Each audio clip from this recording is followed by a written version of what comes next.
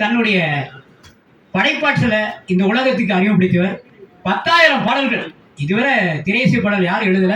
10,000 பாட்டு எழுதியிருக்கிறாரு. இன்னைக்கும் மக்களுடைய மனசுல நிலைச்சு நிற்குது. வாழ்ந்தவர் கோடி மறைந்தவர் கோடி மக்கள் மனதில் இப்போது யாரும் கேட்பாங்க. அந்த வகையில உடுமலை நாராயணகவி அவர்கள் மக்களுடைய மனசுல நிறைஞ்சு இருக்கிறார். அவருடைய வாழ்க்கை வரலாறு சுருக்கமா வசன நடையில உங்கள் மத்தியில நான் தரேன். தமிழ் சினிமா அந்த காலம், தமிழ் சினிமா அந்த காலம் கருப்பு வெள்ளை காலம்.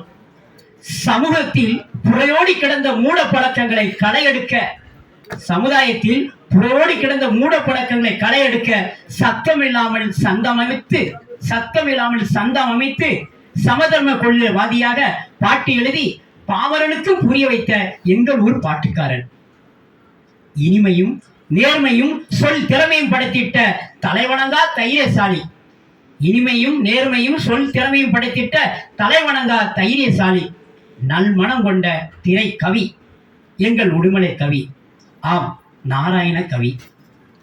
வாழ்க்கத்தான் வேண்டும் காலத்தை வென்ற நும் பாடலே.